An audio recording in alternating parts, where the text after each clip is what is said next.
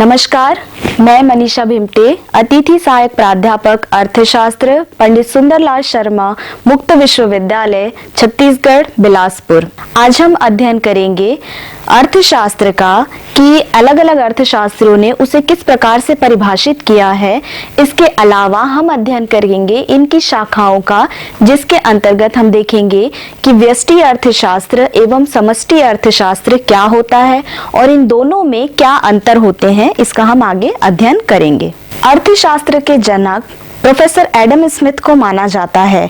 इससे पहले वणिकवादियों एवं प्रकृतिवादियों ने भी इसका अध्ययन किया था, किंतु एडम स्मिथ वो प्रथम व्यक्ति है जिन्होंने इसका गहन अध्ययन किया, इसका विस्तृत विश्लेषण किया और अपनी किताब वेल्थ ऑफ नेशंस में इसे परिभाषित करने का प्रयास किया। इसलिए हम एडम स्मिथ को अर्थशास्त्र के जनक के रूप में जानते हैं। एडम स्मिथ ने इसे परिभाषित करते हुए कहा है कि अर्थशास्त्र धन का विज्ञान है।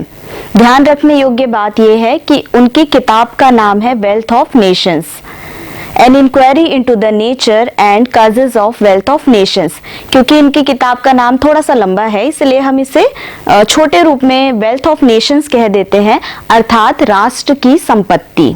इसके अलावा प्रोफेसर मार्शल ने भी इसे परिभाषित करने का प्रयास किया है। प्रोफेसर मार्शल ने इसे परिभाषित करते हुए ये कहा है कि अर्थशास्त्र मानव के व्यवसाय का अध्ययन है, जिसके अंतर्गत हम ये देखते हैं कि कैसे मानव संसाधन का प्रयोग करता है और उस संसाधन का प्रयोग करते हुए वो अपने लक्ष्य को प्राप्त करता है। इसके अलावा प्रोफेसर रॉबिन्सन ने इसे परिभाषित करते हुए कहा है कि अर्थशास्त्र वह विज्ञान है जिसके अंतर्गत हम साधनों का अध्ययन करते हैं जो कि सीमित है, प्लस इसके अलग अलग वैकल्पिक प्रयोग है। सीमित साधन कहने का अर्थ है कि हमारे पास चाहे वो प्राकृतिक संसाधन हो या मानव निर्मित संसाधन हो, वो एक लिमिट में मौजूद है। इसके अलावा वैकल्पिक प्रयोग कहने का मतलब है कि हमारे पास जो भी संसाधन मौजूद है उसका हम अलग अलग तरीके से प्रयोग करते हैं। जैसे भूमि के प्रयोग को अगर हम ले तो भूमि का प्रयोग हम कृषि कार्य में भी कर सकते हैं, इंडस्ट्रियल एरिया के लिए भी कर सकते हैं। इसके अलावा हम उसमें अपने लिए आवास भी बना सकते हैं। इसके अलावा भी भूमि के कई प्रयोग है। भूमि जो कि सीमित है, लिमिटेड है, लेकिन उसके प्रयोग वैकल्पिक है, हम जिस प्रकार चाहे उसका प्रयोग कर सकते हैं।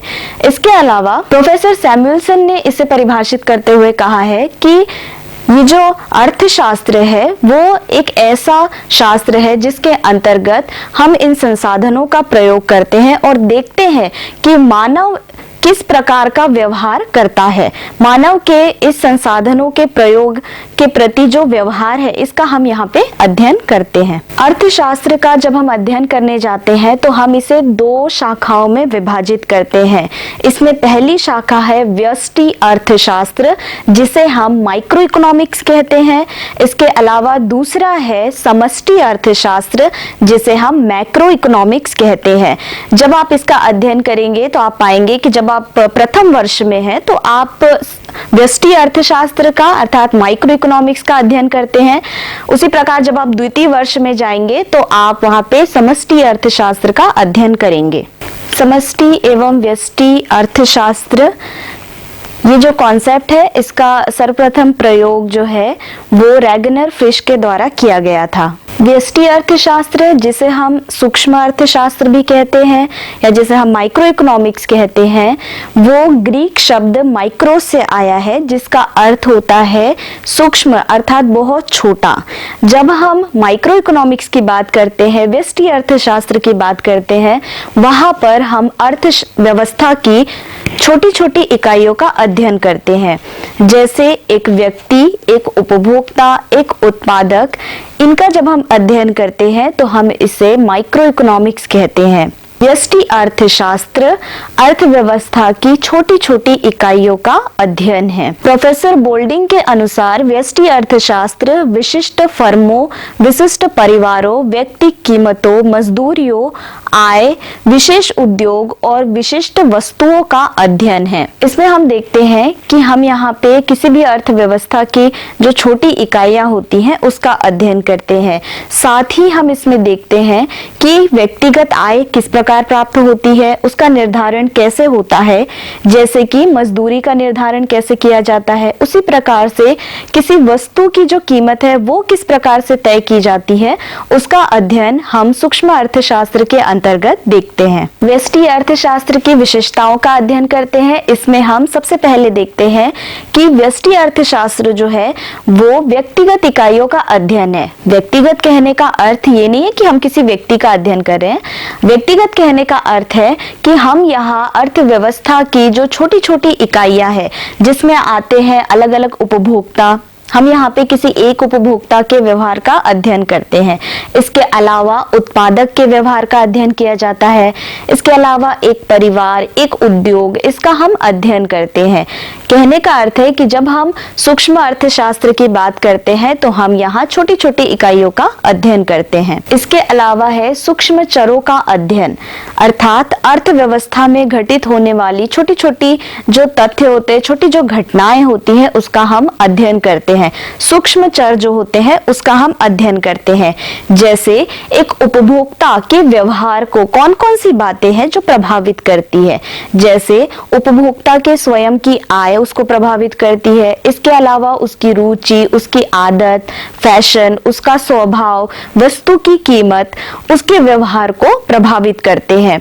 तो यहाँ पर हम देखते हैं कि व्यष्टि अर्थशास्त्र के अंतर्गत सूक्ष्म चरों का हम अध्ययन करते हैं। व्यक्तिगत मूल्य का निर्धारण, इसके अंतर्गत हम देखते हैं कि किसी भी उद्योग में वस्तु की कीमतों को किस प्रकार से तय किया जाता है, किस प्रकार से मांग एवं पूर्ति की शक्तियां काम करती हैं। इसके अलावा जो साधन है, उत्पादन के साधन, अर्थात भूमि, पूंजी, श्रम, साहस एवं संगठन, ये 5 उत्पत्ति के साधन माने जाते हैं। इनके जो कार्य है उसके लिए उन्हें जो भुगतान किया जाता है उसे हम उत्पत्ति के साधनों का जो मूल्य है वो कहते हैं।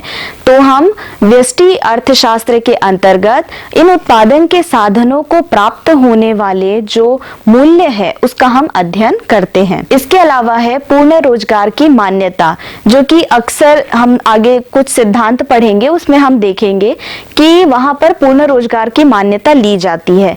पूर्ण रोजगार कहने का अर्थ है कि कोई भी जो साधन है, कोई भी उत्पादन का साधन अनैच्छिक रूप से बेरोजगार नहीं है, अर्थात सभी जो साधन है वो किसी न किसी कार्य में लगे हुए हैं। इसे हम पूर्ण रोजगार की अवस्था कहते हैं। व्यष्टि अर्थशास्त्र का क्षेत्र, या हम इसे व्यष्टि अर्थशास्त्र के घटक भी कह सकते हैं, वो क्षेत्र जिसके अंतर्गत हम व्यष्टि अर्थशास्त्र का अध्ययन करते हैं। सबसे पहले हम देखते हैं उपभोक्ता का व्यवहार। इसके अंतर्गत हम देखते हैं कि कैसे एक उपभोक्ता अलग अलग तत्वों से प्रभावित होता है, जैसे उपभोक्ता की आय और वस्तु के मूल्य में होने वाला परिवर्तन। जैसे हम देखते हैं कि वस्तु की कीमतें जब बढ़ जाती हैं तो उसकी जो मांग है वो कम हो जाती है। इसका बहुत अच्छा एग्जाम्पल है टमाटर। जब टमाटर बहुत महंगे हो जाते हैं तो हम उसको कम खरीदते हैं, लेकिन जब टमाटर सस्ते हो जाते हैं तो हम उसको ज्यादा खरीदते हैं। तो ये उपभोक्ता का व्यवहार है जो कि वस्तु की कीमत से बदला। इसके अलावा भी उपभोक्ता का व्यवहार कई चीजें होती है जिससे प्रभावित होता है, जैसे उसकी स्वयं की आय, उसकी जो आदत है, उसका फैशन है, रुचि है। इसके अलावा आसपास का वातावरण किस प्रकार का है, मौसम कैसा है, वो हमारे व्यवहार को प्रभावित करता है। कीमत सिद्धांत, इसके अलावा हम देखते हैं कि हम व्यष्टि अर्थशास्त्र के अंतर्गत अलग अलग वस्तुओं की कीमतों को अलग अलग मार्केट स्थितियों में कैसे तय किया जाता है, इसका हम अध्ययन करते हैं। उत्पादक व्यवहार सिद्धांत, इसके अंतर्गत हम देखते हैं कि एक उत्पादक किस प्रकार से साधनों में परिवर्तन करता है और उन साधनों में परिवर्तन के कारण उत्पादन में क्या बदलाव आता है, इसका हम अध्ययन करते हैं। एक उत्पादक किस प्रकार से ये तय करता है कि उसे कितना उत्पादन करना है, कौन सी वस्तु का उत्पादन करना है जिससे उसे ज्यादा से ज्यादा लाभ मिल सके। उत्पादन का सिद्धांत, उत्पादन के सिद्धांत के अंतर्गत हम देखते हैं कि साधनों में बदलाव के कारण किस प्रकार से चेंजेस आते हैं, उत्पादन में क्या बदलाव होता है। इसके अंतर्गत हम परिवर्तनशील अनुपातों के नियम और पैमाने के प्रतिफल का अध्ययन करते हैं कि किस प्रकार से साधन में बदलाव होगा तो उत्पादन कितना बदलेगा, इसका हम अध्ययन करते हैं। साधन कीमत का सिद्धांत। जैसा मैंने आपको बताया कि साधन जैसे कि भूमि, पूंजी, श्रम, साहस और संगठन, इनकी कीमतों को कैसे तय किया जाता है। जैसे भूमि के प्रयोग के बदले हमें लगान देना पड़ता है, पूंजी के प्रयोग के बदले हमें ब्याज देना पड़ता है। उसी प्रकार अगर श्रमिक कार्य कर रहे हैं तो उसे मजदूरी देनी पड़ती है। तो हम ये किस तरह से डिसाइड करेंगे कि हमें कितना ब्याज देना है या कितनी मजदूरी दी जानी चाहिए या भूमि का कितना लगान देना चाहिए, इसका हम निर्धारण करते हैं। साधन कीमत सिद्धांत कहने का अर्थ है कि जितने भी हमारे पास उत्पादन के साधन है, उनके प्रयोग के बदले हमें जो मूल्य चुकाना पड़ता है, वो उसका निर्धारण हम कैसे करेंगे, उसका हम यहाँ व्यष्टि अर्थशास्त्र के अंतर्गत अध्ययन करते हैं। चलिए इसके बाद हम अध्ययन करते हैं समष्टि अर्थशास्त्र का। समष्टि अर्थशास्त्र जिसे हम मैक्रो इकोनॉमिक्स कहते हैं। समष्टि अर्थशास्त्र अर्थात हम यहाँ समग्र का अध्ययन करते हैं। समग्र कहने का अर्थ है कि जब हम किसी अर्थव्यवस्था का संपूर्ण अध्ययन करते हैं तो वो समष्टि अर्थशास्त्र कहलाता है। समष्टि अर्थशास्त्र अर्थशास्त्र की वह शाखा है जिसके अंतर्गत हम संपूर्ण अर्थव्यवस्था का अध्ययन करते हैं, जिसमें कुल राष्ट्रीय आय, कुल रोजगार, कुल विनियोग, कुल उपभोग, इन सभी का हम अध्ययन करते हैं। शेपिरो के अनुसार समष्टि अर्थशास्त्र संपूर्ण आर्थिक प्रणाली की कार्यशीलता से संबंध रखता है। समष्टि अर्थशास्त्र की विशेषताओं में सर्वप्रथम है विस्तृत दृष्टिकोण, अर्थात हम यहाँ संपूर्ण अर्थव्यवस्था का अध्ययन करते हैं कि किस प्रकार से संपूर्ण अर्थव्यवस्था किसी नीति, किसी नियम या किसी तथ्य के कारण प्रभावित होती है। जैसे कि यदि अर्थव्यवस्था में महामारी की स्थिति आ जाए या कोई भूकंप आ जाता है, बाढ़ आ जाती है, उसका किस प्रकार से पूरी अर्थव्यवस्था पे प्रभाव पड़ता है। यदि अर्थव्यवस्था में महंगाई की स्थिति आ जाती है तो संपूर्ण अर्थव्यवस्था कैसे प्रभावित होती है। इसके अलावा यदि अर्थव्यवस्था में मंदी की स्थिति आ जाती है तो कैसे अर्थव्यवस्था प्रभावित होती है और इसे नियंत्रित कैसे किया जा सकता है, इसका हम अध्ययन करते हैं। विस्तृत विश्लेषण। समष्टि अर्थशास्त्र के अंतर्गत हम एक विस्तृत विश्लेषण करते हैं कि कोई एक तथ्य किस प्रकार से अर्थव्यवस्था को प्रभावित कर रहा है, उसे रोकने के लिए हम किस प्रकार के उपाय कर सकते हैं। जैसे अर्थव्यवस्था में मुद्रास्फीति या फिर मंदी की स्थिति यदि निर्मित हो जाती है तो उसका अर्थव्यवस्था पर किस प्रकार का प्रभाव पड़ेगा और उसे हम नियंत्रित कैसे कर सकते हैं, इसका हम यहाँ पर विस्तृत विश्लेषण करते हैं। इसके अलावा राष्ट्रीय आय, हम देखते हैं कि राष्ट्रीय आय किसी देश की कितनी है। अलग अलग देशों से हम इनका कंपैरिजन करते हैं, तुलनात्मक अध्ययन करते हैं। इसके अलावा प्रति व्यक्ति आय ज्ञात करते हैं। ये भी देखते हैं कि किसी अर्थव्यवस्था में आय का जो वितरण है वो किस प्रकार का है। वितरण कहने का अर्थ है कि राष्ट्रीय आय का जो हिस्सा है वो कैसा है, सभी जो नागरिक है उसमें समान है या फिर इसमें अंतर है। जैसे हम अगर भारतीय अर्थव्यवस्था की बात करें तो यहाँ पे राष्ट्रीय आय का जो वितरण है वो समान नहीं है। अलग अलग राज्यों में इसका वितरण अलग अलग प्रकार का है। कई राज्य बहुत ही संपन्न हैं, उनकी आय अधिक है। कई राज्य ऐसे हैं जो पिछड़े हुए हैं और वहां पर जो लोग निवास करते हैं उसकी इनकम कम है। ठीक है, तो ये जो है हम विस्तृत विश्लेषण करते हैं कि राष्ट्रीय आय कैसी है, कितनी है और इसका वितरण किस प्रकार का है। समष्टि अर्थशास्त्र के अंतर्गत हम सामूहिक हितों पर बल देते हैं। हमने पिछले जो अध्ययन है उसमें देखा था कि व्यष्टि अर्थशास्त्र के अंतर्गत हम केवल एक इकाई का अध्ययन करते, एक उपभोक्ता या एक उत्पादक का अध्ययन करते हैं, लेकिन जब समष्टि अर्थशास्त्र की बात आती है तो हम यहाँ सामूहिक हित पर बल देते हैं कि किस प्रकार से एक अर्थव्यवस्था में निवास करने वाले जो लोग हैं उनके हितों को हम कैसे संरक्षित करके रख सकते हैं, उन्हें अलग अलग जो मुसीबतें हैं या घटनाएं हैं उनसे कैसे बचा सकते हैं। समष्टि अर्थशास्त्र के अंतर्गत हम ये देखते हैं कि कैसे हम अर्थव्यवस्था में निवास करने वाले नागरिकों को आर्थिक रूप से कैसे उनकी सुरक्षा कर सकते हैं, जैसे महंगाई से उन्हें बचाना या फिर मुद्रा की पूर्ति करना, आर्थिक विकास करना, वो हम देखते हैं कि कैसे हम संपूर्ण अर्थव्यवस्था का आर्थिक विकास कर सकते हैं। परस्पर निर्भरता, व्यष्टि अर्थशास्त्र के अंतर्गत ये जो इकाइयां होती हैं वो एक दूसरे को प्रभावित नहीं करती हैं, लेकिन जब हम समष्टि अर्थशास्त्र की बात कर रहे हैं यहाँ पर ये एक दूसरे को प्रभावित करते हैं। जैसे अगर दो कंपनीज है, ठीक है, एक पेप्सोडेंट की कंपनी है, एक कोलगेट की कंपनी है, दोनों ही पेस्ट है, लेकिन इन दोनों की जो नीतियां हैं वो एक दूसरे को प्रभावित करती है। जैसे यदि कोलगेट महंगा हो जाएगा तो लोग पेप्सोडेंट खरीदना शुरू कर देंगे, ठीक है, तो ये एक दूसरे को प्रभावित कर रहे हैं। तो समष्टि अर्थशास्त्र के अंतर्गत हम देखते हैं कि ये जो अलग अलग क्षेत्र है वे एक दूसरे को प्रभावित करते हैं। जैसे कृषि क्षेत्र प्रभावित करता है इंडस्ट्रियल एरिया को, इंडस्ट्रीज प्रभावित करती हैं संपूर्ण अर्थव्यवस्था को, उसी प्रकार से बैंकिंग जो सिस्टम है वो भी संपूर्ण अर्थव्यवस्था को प्रभावित करता है। आय एवं रोजगार सिद्धांत, समष्टि अर्थशास्त्र के अंतर्गत हम राष्ट्रीय आय का एक विस्तृत अध्ययन करते हैं कि किस प्रकार से किसी देश की राष्ट्रीय आय में वृद्धि हो रही है और वृद्धि के साथ साथ आर्थिक विकास में भी वृद्धि हो रही है।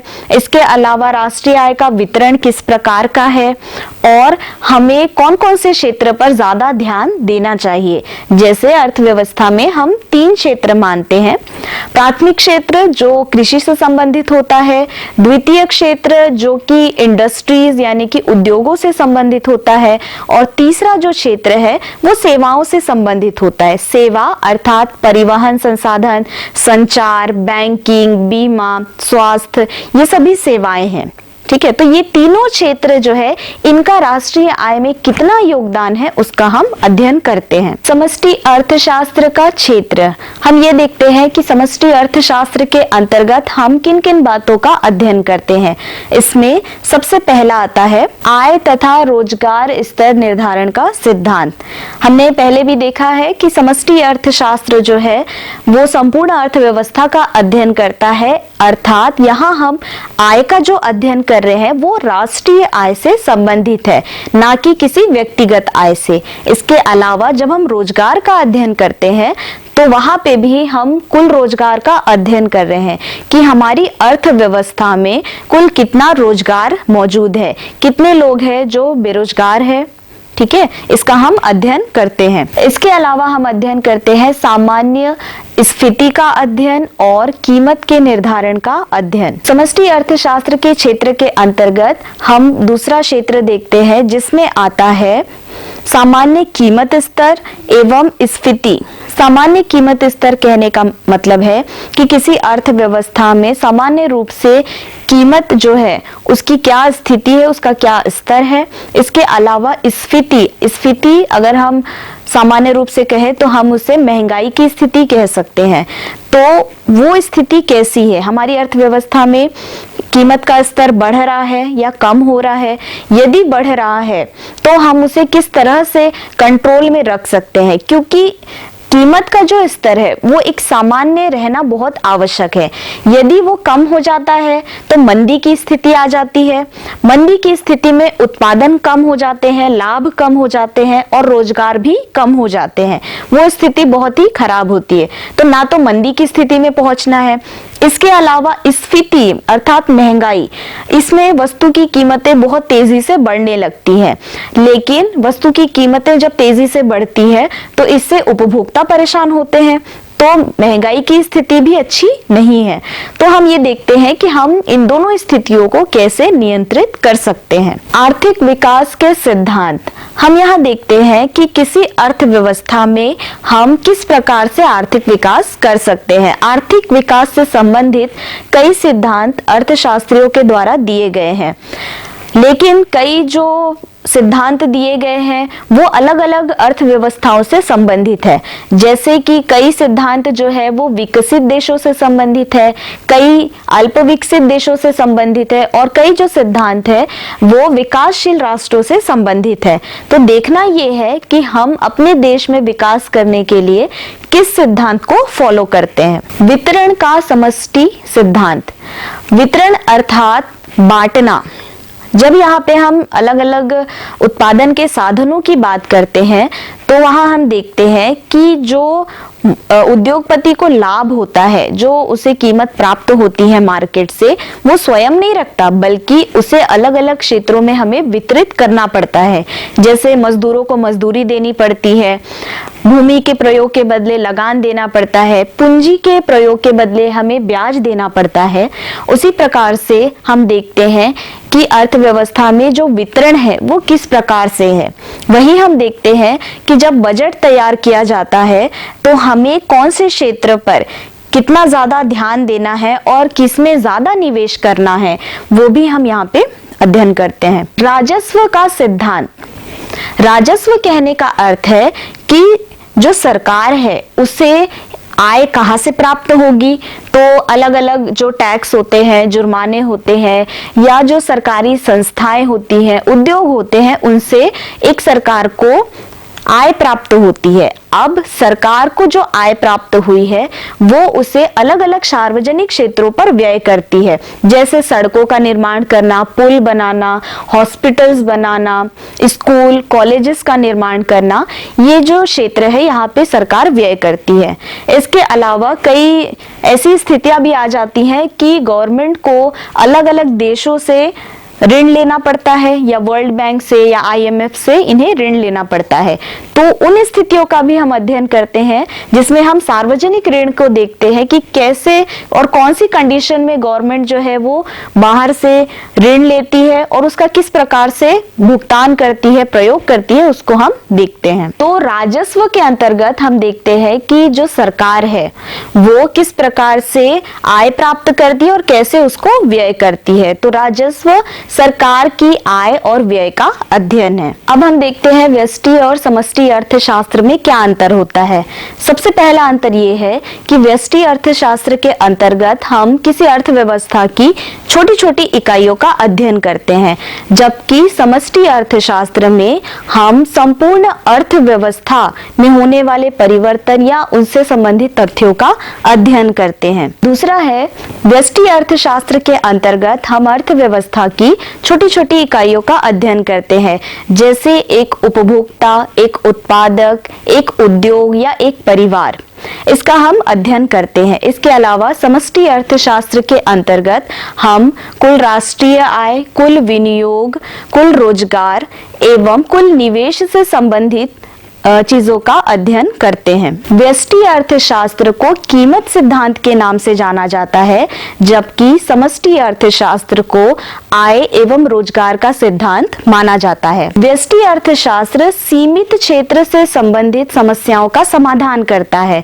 क्योंकि व्यष्टि अर्थशास्त्र के अंतर्गत हम एक छोटी इकाई का अध्ययन कर रहे हैं तो वो उसी से संबंधित जो समस्या होगी उसे वो हल करेगा। लेकिन जो समष्टि अर्थशास्त्र होता है वो संपूर्ण अर्थव्यवस्था में पाई जाने वाली जो समस्याएं हैं उसका समाधान करता है, जैसे कि महंगाई, बेरोजगारी या राष्ट्रीय आय में यदि कमी हो रही है उसका कारण क्या है, उसे कैसे दूर किया जा सकता है, उसका हम अध्ययन करते हैं। अर्थात समष्टि अर्थशास्त्र के अंतर्गत हम संपूर्ण अर्थव्यवस्था में यदि कोई आर्थिक समस्या है उसका विश्लेषण करते हैं और उसका समाधान करने का प्रयास करते हैं। इस प्रकार हमने देखा कि कैसे अलग अलग अर्थशास्त्रियों ने अर्थशास्त्र को परिभाषित किया। इसके अलावा हमने अर्थशास्त्र की दो शाखाओं व्यष्टि और समष्टि अर्थशास्त्र को देखा, इनकी जो विशेषताएं थी, इनके जो क्षेत्र थे उसको हमने देखा और अंत में हमने देखा कि व्यष्टि और समष्टि अर्थशास्त्र में क्या अंतर है।